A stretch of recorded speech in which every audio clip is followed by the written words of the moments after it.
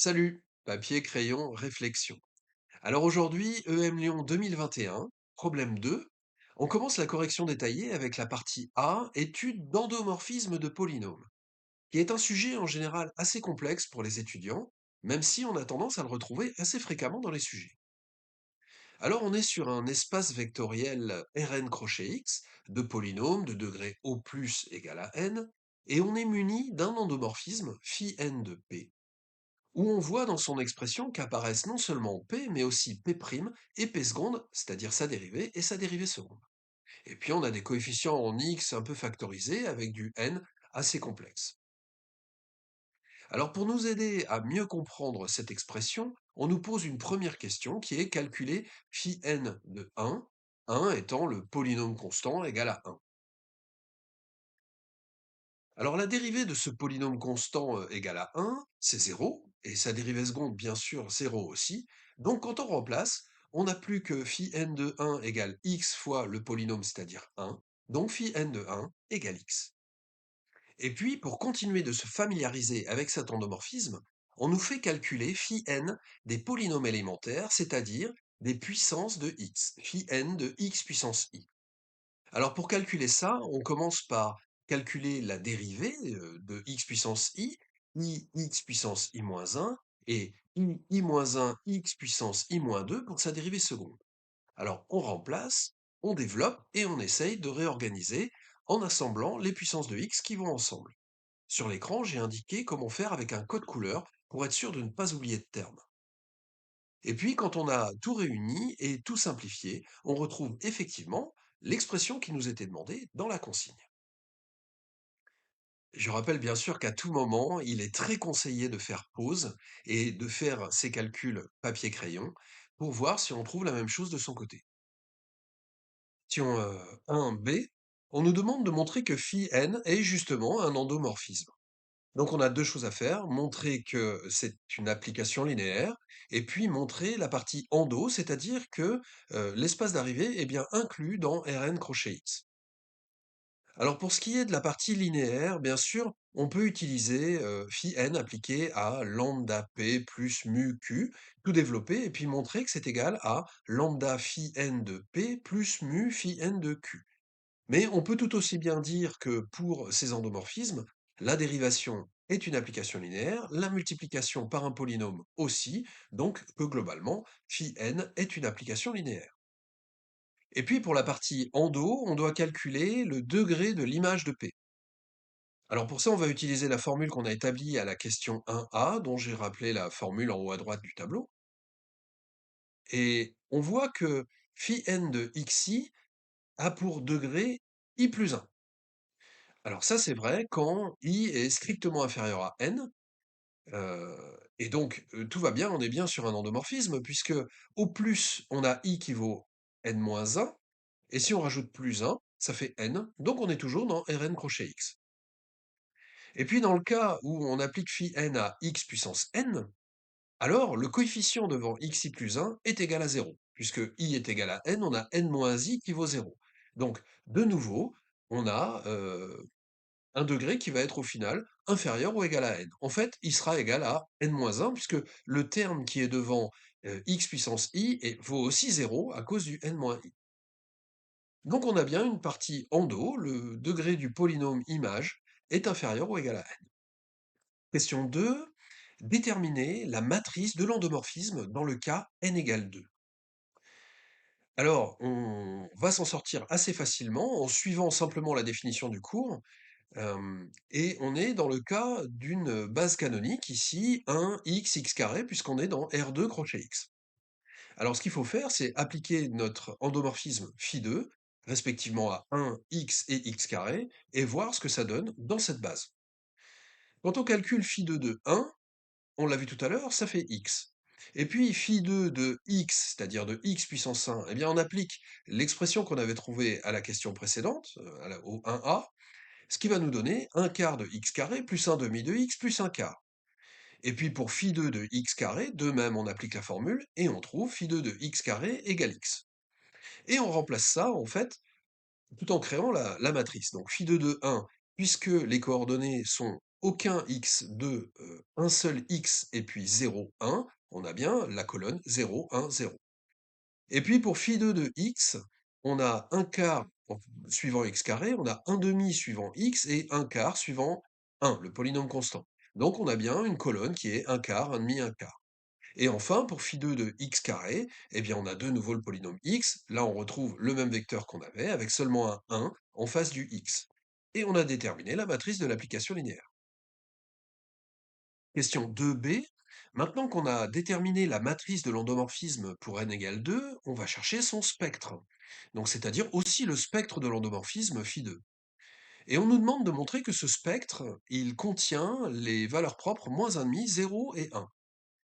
Alors, pour effectivement essayer de vérifier ça, ce qu'on va faire, c'est calculer dans un premier temps les matrices A2 moins la valeur propre fois la matrice identité, donc -1,5 fois I. On trouve la matrice qui est à l'écran et on cherche des combinaisons entre les colonnes. Et on voit par exemple que la colonne 2 est égale à la colonne 1 plus la colonne 3 divisée par 2.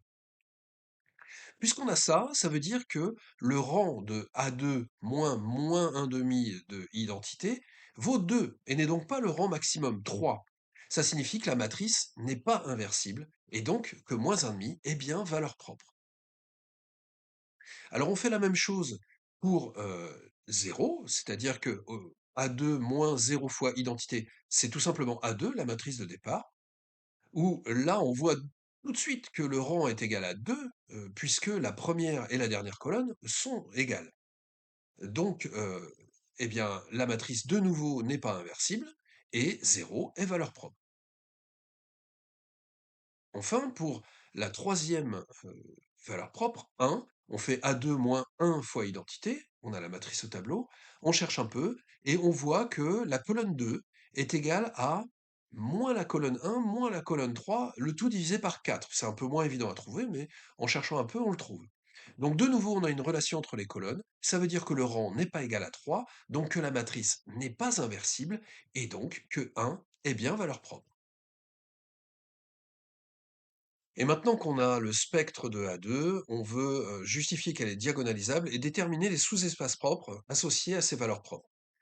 Alors déjà, diagonalisable, bien sûr, puisqu'elle a trois valeurs propres distinctes et qu'on est dans un espace de dimension 3, ou qu'on voit que la matrice est 3, 3, eh bien oui, elle est diagonalisable, c'est du cours.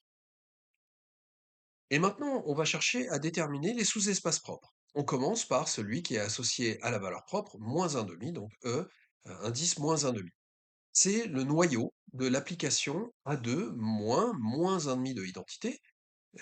Donc, pour trouver le noyau de cette matrice, de cette application linéaire, on doit appliquer la matrice à un vecteur quelconque, x, y, z, et trouver 0, 0, 0, puisque ce vecteur est dans le noyau. Ça nous permet d'écrire un système où on va ne conserver que les deux premières équations, puisque elles ne sont pas les mêmes, donc puisque le rang est inférieur à 3, on peut n'en garder que deux. Et puis, on essaye d'isoler deux des variables en fonction d'une autre. Donc, on a par exemple y égale moins 2x, z égale x. Et ça nous donne un vecteur générique qui est le vecteur x moins 2x, x. C'est-à-dire que l'espace propre associé à moins un demi, c'est le vect de 1, moins 2, 1. On fait de même pour la valeur propre 0, donc E0, qui est le caire de A2, puisque c'est A2 moins 0 fois identité. Alors de même, on a la matrice fois un vecteur générique qui est égal à 0, 0, 0, puisqu'on est dans le noyau. Et donc, quand on écrit le système avec les deux premières lignes appliquées, on a un quart de y égale à 0, et puis pour la deuxième ligne, x plus un demi de y plus z égale à 0. On combine ces deux lignes pour trouver que, eh bien, puisque un quart de y égale à 0, y nécessairement égale à 0, et puis z égale moins x. Donc ça nous donne un vecteur générique, 1, 0, moins 1, et E0, c'est le vect de ce vecteur 1, 0, moins 1. On fait la même chose pour la valeur propre 1. De nouveau, on a les deux lignes de notre système, où on exprime les deux variables y et z en fonction de x, et ça nous donne le vecteur générique x, 4x, x, donc E1, c'est le vect de 1, 4.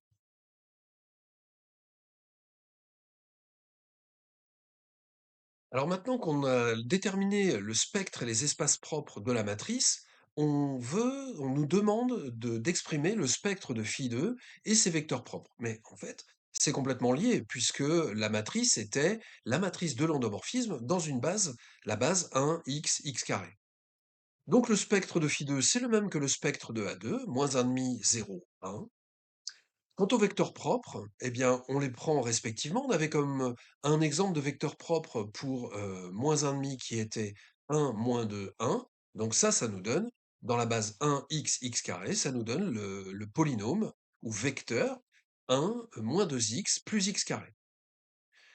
Pour la valeur propre 0, eh bien, on a le vecteur 1, 0, moins 1. Donc, toujours dans la base 1x, x carré, ça nous fait 1 plus 0x moins x carré, donc moins x carré plus 1. Et puis de même, pour la valeur propre 1, on avait trouvé le vecteur propre 1, 4, 1, par exemple, hein, puisque en fait on a tout un sous-espace propre, mais on en prend un, et le vecteur propre donc dans la base de Rn, le polynôme, c'est x carré plus 4x plus 1. On a juste suivi les coefficients. Et ces trois vecteurs vont former une base de R2 crochet X, qui au passage est de dimension 3. Alors pourquoi? Parce que la matrice est diagonalisable et que dans ce cas-là, les sous-espaces propres sont supplémentaires dans l'espace ambiant. Donc si on prend un vecteur dans chacun de ces sous-espaces, ils vont former une famille libre. Or, une famille libre à trois éléments dans un espace à dimension 3, ça forme une base. Question 3. Montrer que pour tout n de n étoiles, x-1 puissance n est vecteur propre de phi n associé à la valeur propre moins 1 sur n. Dans la question précédente, on était placé dans R2 crochet x, de dimension 3, et on avait déterminé une base de vecteurs propres associée à phi2. Alors quel est l'intérêt de ça? Eh bien, l'intérêt, c'est que dans cette base, phi2 est diagonale, et donc qu'il est facile de calculer ses puissances, c'est-à-dire ses itérés, les puissances de l'endomorphisme. Une fois qu'on a décomposé un polynôme de degré inférieur ou égal à 2 dans la base des vecteurs propres, alors il devient facile de calculer l'endomorphisme à une certaine puissance appliquée à ce polynôme. On va donc chercher à faire la même chose pour la dimension n plus 1, associée à phi n. Et pour ça, on nous guide, on nous donne un vecteur, x-1 puissance n, qui est en fait un polynôme, ici factorisé, mais c'est un polynôme de degré n, et on va chercher à observer s'il est ou non vecteur propre. Alors pour ça, on va calculer phi n de x-1 puissance n, et on va regarder si on est bien proportionnel à x-1 puissance n.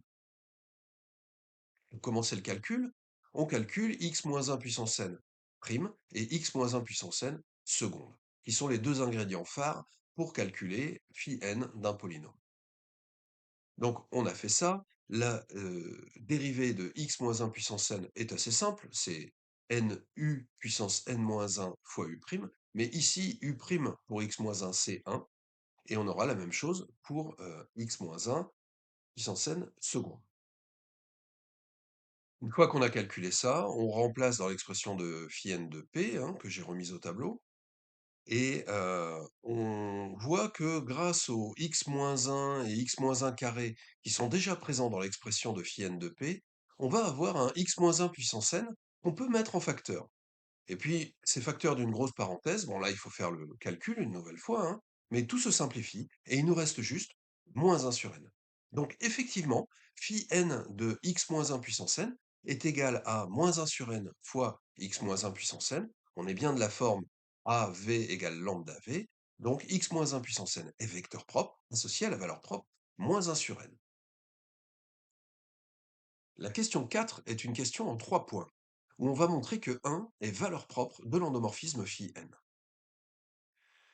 En dimension quelconque, il est en général plus difficile d'obtenir des informations sur le spectre plutôt qu'en petite dimension, comme à la question 2. Et on va donc devoir utiliser des méthodes détournées. Ici, on va utiliser une méthode qui permet de se rapprocher des propriétés d'une matrice stochastique.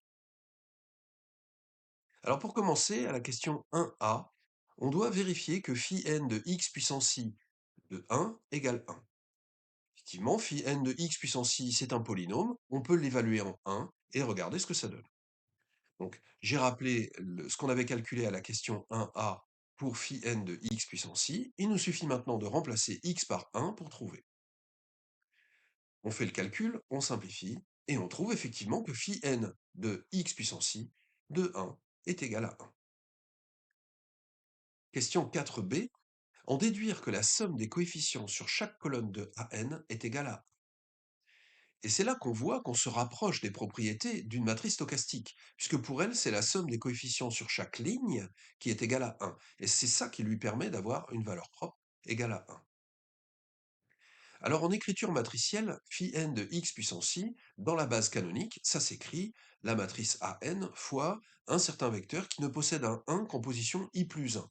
Effectivement, x puissance i, c'est bien le terme i plus 1, puisqu'on commence à 1 dans la base canonique, 1x, x carré, etc. Donc x puissance i, il est en position i plus 1. Et puis la matrice AN, on peut l'écrire comme une suite de colonnes qui va de C0 à Cn. Cette suite de colonnes appliquée au vecteur qu'on vient de citer, ça sélectionne la colonne CI. Alors, on peut faire le calcul sur papier pour s'en convaincre. Cette colonne CI écrite de manière explicite, eh bien, ce sont les coefficients de la matrice qui vont de A0 à I jusqu'à ANI.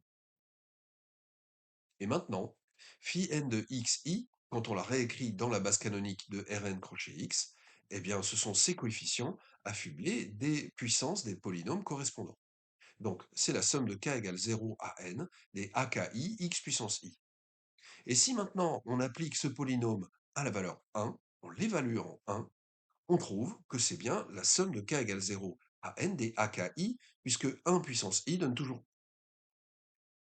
Or, on avait montré que phi n de x puissance i de 1 était égal à 1. Donc on a bien la somme de k égale 0 à n des AKI, c'est-à-dire la somme des coefficients de la colonne i, qui est égale à.